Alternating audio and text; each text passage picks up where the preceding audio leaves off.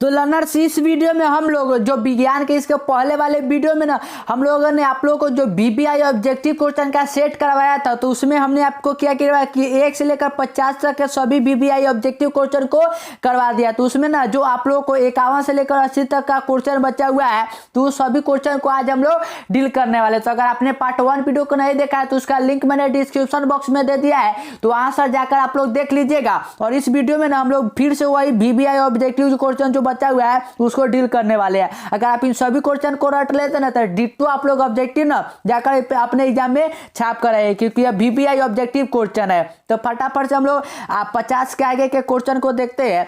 तो question number जो 51 है, तो क्वेश्चन नंबर 51 इस प्रकार से है कि हीलियम गैस कैसा तत्व है। जो हीलियम है ना, तो हीलियम कैसा है, तो हीलियम वो क्या है कि वर्ग 18 का तत्व है। और वर्ग 18 का तत्व कैसा होता है, तो वह होता है अक्रिय। तो right answer option number A हो जाएगा।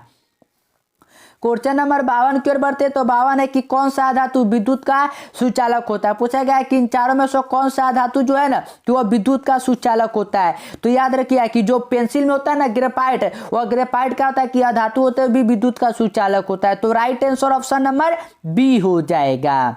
क्वेश्चन नंबर 53 की ओर बढ़ते तो 53 में कि आवर्त सारणी में कितने वर्ग है। ये तो मैंने क्वेश्चन नंबर 1 में ही बताया, जो ऐसे ऐसे खड़ा होता है तो वह कितना वर्ग है, तो 18 वर्ग है। कितना है, 18 वर्ग है।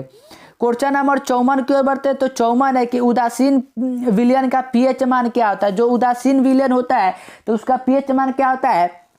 तो इसके लिए मैंने आपको पीएच बताकर, पीएच जो होता है ना वह ये स्केल बनाकर बताया था कि अगर 7 पीएच जो होता है ना वह बीच में 7 होता है और 1 से लेकर 14 तक होता है। 1 से लेकर 14 तक। अगर 7 से कम है तो होता है वह अम्ल, 7 से कम है तो वो होता है अम्ल, और 7 से अधिक है तो वो होता है क्षार। क्या होता है, क्षार। और 7 होता है तो वह होता है उदासीन। तो right answer option number C हो जाएगा 7 के बराबर। क्वेश्चन नंबर 55 की ओर बढ़ते हैं तो 55 है कि भारत सरकार ने बाघ संरक्षण योजना कब आरंभ किया था। बाघ संरक्षण अधिनियम कब मतलब कि योजना आरंभ किया था। तो याद रखिए कि जो योजना हुआ था ये होता है 1970 ईस्वी में। क्वेश्चन नंबर 56 की ओर बढ़ते हैं तो 56 है कि कोशिका का पावर हाउस कहा जाता है। कोशिका का पूछा गया कि पावर हाउस किसको कहा जाता है, मतलब कि जो एनर्जी जो ऊर्जा देता है, तो ऊर्जा कौन देता है, तो माइटोकॉन्ड्रिया। तो right answer option number A हो जाएगा। क्वेश्चन नंबर 57 की ओर बढ़ते तो 57 है कि किस प्रकार के जनन में जनक के शरीर से कलिका निकलती है। मतलब कि कौन सा जनन होता है ना जिसमें कि जनक के शरीर से कलिका निकलता है, तो कौन सा, तो याद रखिए कि मुकुलन में। किसमें, मुकुलन में। क्वेश्चन नंबर 58 की ओर बढ़ते हैं तो 58 है इस प्रकार से कि मनुष्य में वृक्क संबंधित है। जो किडनी होता है तो पूछा गया कि हमारे यहाँ किडनी जो वह किससे संबंधित है, तो किडनी हमें क्या करता है, उत्सर्जन का काम करता है। तो right answer option number C हो जाएगा। क्वेश्चन नंबर 59 की ओर बढ़ते तो 59 है कि स्वपोषी पोषण के लिए आवश्यक है। जो स्वपोषी पोषण होता है तो उसके लिए क्या आवश्यक है, जैसे कि पेड़ पौधा है तो पेड़ पैसा स्वपोषी करता है यानी खुद से भोजन बनाता है, तो उसके लिए क्या है कि CO2, क्लोरोफिल और सूर्य का प्रकाश तीनों के तीनों जरूरी है। तो right answer option number D हो जाएगा सभी। क्वेश्चन नंबर 60 की ओर बढ़ते तो 60 है कि प्रकाश संश्लेषण की क्रिया में ऑक्सीजन बाहर निकलता है। जो प्रकाश संश्लेषण क्रिया होता है तो उसमें ऑक्सीजन O2 पूछा गया है कि बाहर निकलता है। किससे बाहर निकलता है, तो सिंपल है कि O2 किससे निकलता है, तो जल से निकलता है। तो right answer option number A हो जाएगा। क्वेश्चन नंबर 61 की ओर बढ़ते तो 61 है कि निम्नलिखित में से कौन सा पादप हार्मोन है। पूछा गया कि इन चारों में से कौन सा जो है ना कि पादप हार्मोन है। तो पादप हार्मोन याद रखिए कि साइटोकाइनिन होता है। कौन होता है, साइटोकाइनिन। क्वेश्चन नंबर 62 की ओर बढ़ते तो 62 की दो तंत्रिका कोशिका के मध्य खाली स्थान को कहते हैं। मतलब कि दो तंत्रिका होता है तो उसके मध्य का जो खाली स्थान होता है ना उसको क्या कहा जाता है, तो उसको जगह को याद रखिएगा तो उसे सिनेप्टिक दरार कहा जाता है। सिनेप्टिक दरार। क्वेश्चन नंबर 63 की ओर बढ़ते ना तो जो क्वेश्चन नंबर 63 है वह इस प्रकार से दिया हुआ है आप लोगों को। जो 63 है ना कि फूल में नर प्रजनन अंग होता है। जो फूल होता है ना तो फूल में पूछा है कि नर प्रजनन अंग कौन सा होता है, तो याद रखिए कि पुंकेसर होता है। क्या होता है, पुंकेसर। और यह सभी क्वेश्चन बहुत ज्यादा बीबीआई क्वेश्चन है, तो एक एक क्वेश्चन को आप लोग याद करते चलिएगा। और चैनल मतलब कि चैनल पे ना तो चैनल को सब्सक्राइब करने के साथ ना आप लोग क्या करें कि दोस्तों के साथ वीडियो को शेयर कर दीजिएगा। क्वेश्चन नंबर 64 की ओर बढ़ते हैं। तो 64 है इस प्रकार से कि द्विखंडन होता है। पूछा गया कि द्विखंडन होता है तो वह किस में होता है? तो द्विखंडन याद रखिएगा कि अमीबा में होता है। किसमें? अमीबा में।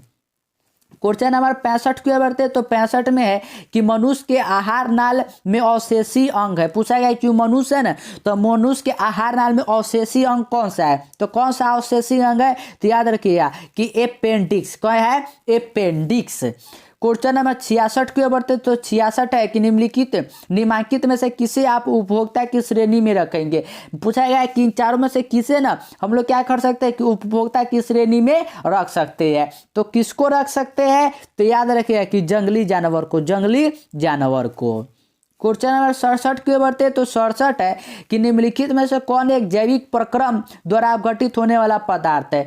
पूछा गया कि चारों में से कौन सा जो है ना कि वह जैविक प्रक्रम द्वारा जो है ना कि वो अपघटित होने वाला पदार्थ है? तो वह तो सिंपल है कि सूखे घास पात, यही तो होगा। तो right answer option number A हो जाएगा। क्वेश्चन नंबर 68 की ओर बढ़ते हैं। तो 68 जो है ना, तो 68 इस प्रकार से कि मुकुलन द्वारा अलैंगिक जनन होता है। मुकुलन द्वारा पूछा गया कि अलैंगिक जनन किस में होता है? तो किस में होता है? तो याद रखिए कि हाइड्रा में। किस में? हाइड्रा में। क्वेश्चन नंबर 69 की ओर बढ़ते हैं। तो 69 है कि स्त्री केसर के आधारीय भाग को कहते हैं। उसके आधारीय भाग को क्या कहते हैं? तो आधारीय भाग को अंडाशय कहते हैं। अंडाशय। क्वेश्चन नंबर 70 की ओर बढ़ते हैं। तो 70 में है क्या कि पराग कोष में होते हैं। पराग कोष में पूछा गया कि क्या होते हैं? तो पराग कण होता है। क्या होता है? पराग कण। क्वेश्चन नंबर 71 की ओर बढ़ते हैं ना। तो 71 में क्या है कि निम्नलिखित में कौन एमिनो अम्ल के विखंडन से बनता है? पूछा गया कि जब एमिनो अम्ल का विखंडन होता है ना तो उससे क्या बनता है? तो याद रखिएगा कि उससे दो चीज़ों का निर्माण होता है। पहला तो होता है कार्बन मोनोऑक्साइड और दूसरा होता है अमोनिया गैस का। तो right answer option number D हो जाएगा, बी और सी। क्वेश्चन नंबर 72 की ओर बढ़ते हैं। तो 72 है कि लिंग गुणसूत्र का पूर्ण जोड़ा पाया जाता है। पूर्ण जोड़ा पूछा है कि लिंग गुणसूत्र का किसमें पाया जाता है? तो किसमें पाया जाता है? तो बोलिएगा कि जो लिंग गुणसूत्र का जो जोड़ा पाया जाता है ना, वह पाया जाता है आप लोगों के स्त्री में। किसमें? स्त्री में। क्वेश्चन नंबर 73 की ओर बढ़ते हैं। तो 73 में है क्या कि मानव शरीर के किस समान कोशिका में गुणसूत्र के कितने युग्म होते हैं? तो कितने गुणसूत्र के युग्म होते हैं? तो याद रखिए कि 23 गुणे होता है। क्वेश्चन नंबर 74 की ओर बढ़ते हैं। तो 74 है कि वन पारिस्थितिक तंत्र में हिरण होते हैं। जो हिरण होता है तो हिरण क्या होता है? तो हिरण प्राथमिक उपभोक्ता होता है क्योंकि वह घास को पहले खाता है।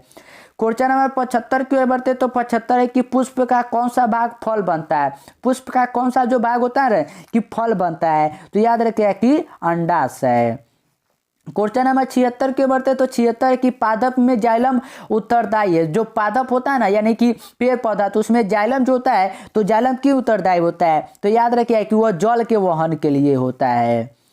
क्वेश्चन नंबर 77 की ओर बढ़ते हैं। तो 77 जो है ना इस प्रकार से कि निम्नलिखित में कौन उत्पादक है? पूछा है कि सर्प मेट, ग्रासहॉपर और घास में कौन सा जो है ना कि उत्पादक है? तो कौन है? तो घास है। तो right answer option number D हो जाएगा।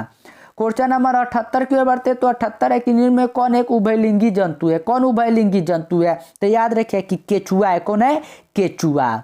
क्वेश्चन नंबर 79 की ओर बढ़ते तो 79 में कि पुष्पीय पौधों में लैंगिक जनन होता है। पुष्पीय पौधों में लैंगिक जनन होता है तो फूलों द्वारा। किसके द्वारा? फूलों द्वारा। और क्वेश्चन नंबर 80 है कि निम्न में कौन उत्सर्जित अंग है? कौन सा जो उत्सर्जित अंग है? तो सिंपल है, तो बताया है कि जो हमारा किडनी होता है उत्सर्जित अंग होता है। तो right answer option number A हो जाएगा। और आज जो हमने किया ना यार 51 से लेकर 80 तक, ये भी बहुत ज़्यादा बीबीआई क्वेश्चन है, ठीक है, साइंस का।